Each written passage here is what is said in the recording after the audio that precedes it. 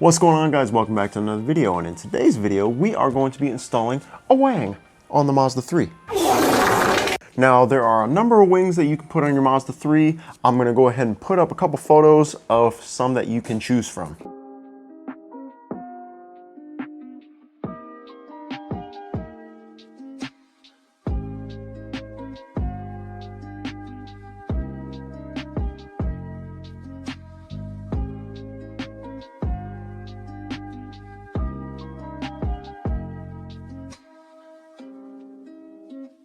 The wing I opted to go with is the newly released, well, not newly released now, it's been out for a little while, but the wing from Corksport. And here is my Corksport wing. Integrated a really interesting design. They mimic the factory look, but they added a little ducktail at the very end to slope it upward to give it a little more style. Now, Corksport comes in 3 different variations. You can get it in a forged carbon, you can get it in a carbon fiber weave, and you can get it in a DIY black version. That's what I had originally. I put a poll up on my Instagram. For those of you that have participated, as you can see, white color match clearly won. I'm gonna be honest with you, I kind of voted for black myself because I don't know.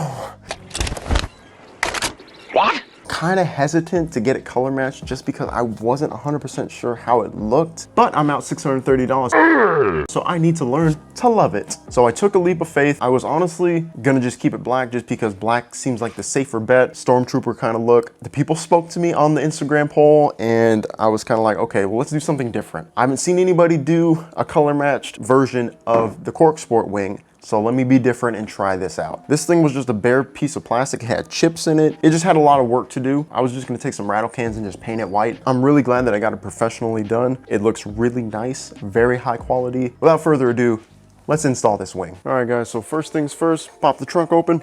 We're gonna be removing the cargo lid. Remove these 2 clamps and just pop it out. Pull that straight out, put that off to the side. Next, what we're gonna do is pull down this middle plastic cover, just popping it off.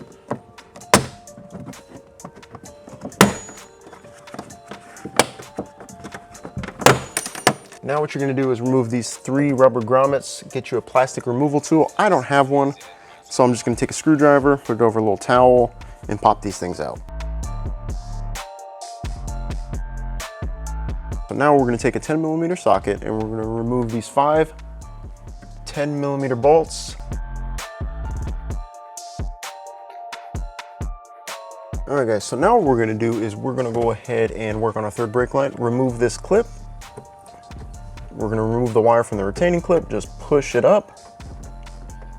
That should come off like that. And next we have a little push clip that we just gotta push and push through. So now it has free rein to go through when we remove the wing. So now it's time for the hardest part, according to Corksport, is removing 3 retaining clips that are holding both corners of this factory spoiler. What we need to do is pull out our heat gun or hair dryer. If you're using a hair dryer, they want it on the high setting. If you're using a heat gun, use it on the low setting. So for about 30 seconds, we'll just heat this corner up.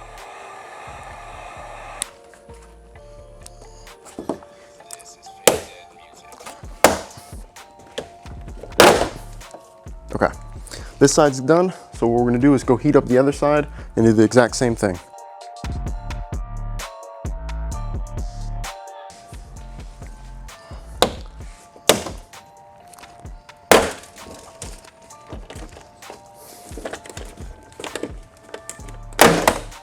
There we go.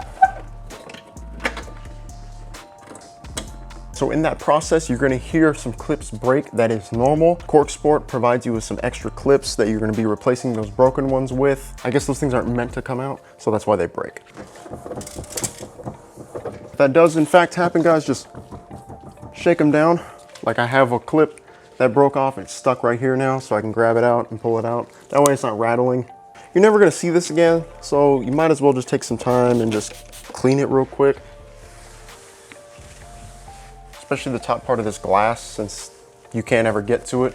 This is what we're left with. As you can see here, these are the 2 clips that you heard break off. They're both broken. Corksport gives us 2 replacement ones, so we're gonna remove those and replace them with the new ones that are provided. Just slide out.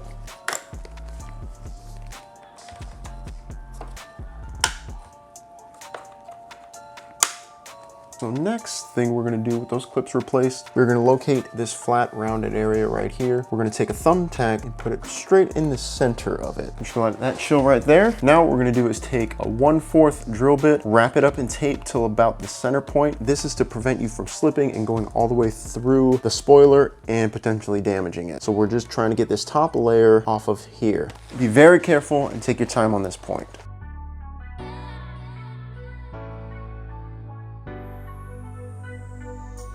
Now with our holes drilled out, we're left with something like that. And what we're gonna do now is try and play and kind of cut and get around and pull this middle part out so we get access to the inside of this. So with that done, we played around with it. Now we got this exposed hole right here. And as you can see, we're gonna take our Dremel tool and just clean it up. That way it looks neater and a lot easier to work with.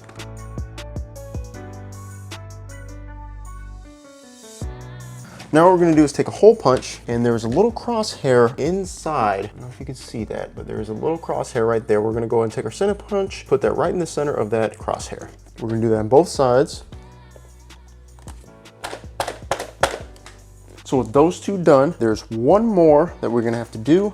So we're at the center of the OEM wing. There was one more crosshair right there. I know you can see that right there. So you can put another center punch hole right there. So we will have 3 holes to drill out. Now it's time to drill. We're gonna take our 1/8, 1/4, and expand it all the way to 3/8 being the last one.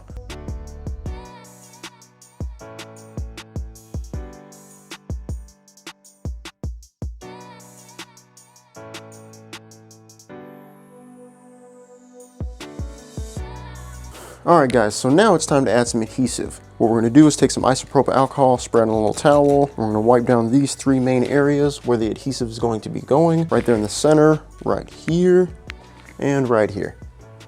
Okay, now we're gonna use our provided adhesive. This big one goes right in the center. And then we're gonna take our strip adhesive and run it along here. Kind of follow the lines that are naturally made in the spoiler.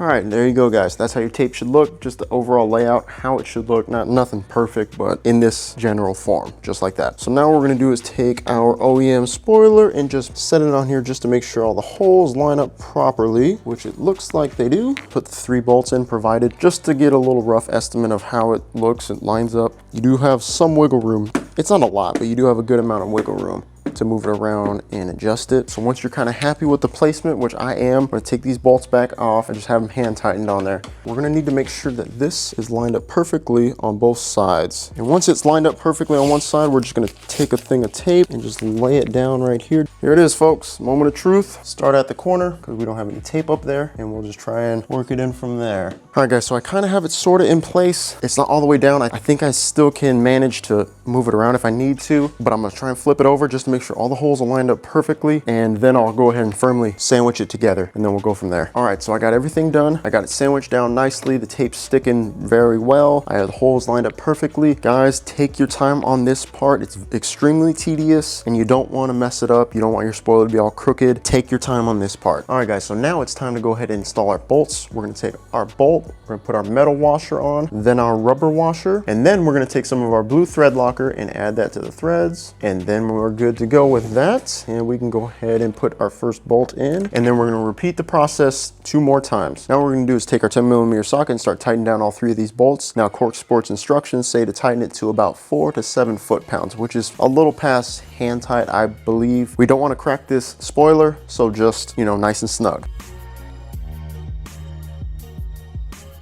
So with everything tightened down, we can go ahead and start reinstalling our spoiler. So now what we're gonna do is hover it over, stick our 3rd brake light through this hole that it was previously removed from. Make sure this clips into place, just like that. And now we can go ahead and line it up and put it in place where it's supposed to go. Now we're gonna push it on the ends to make sure the retaining clips actually pop into place. Like that. One in the center. And one on this side.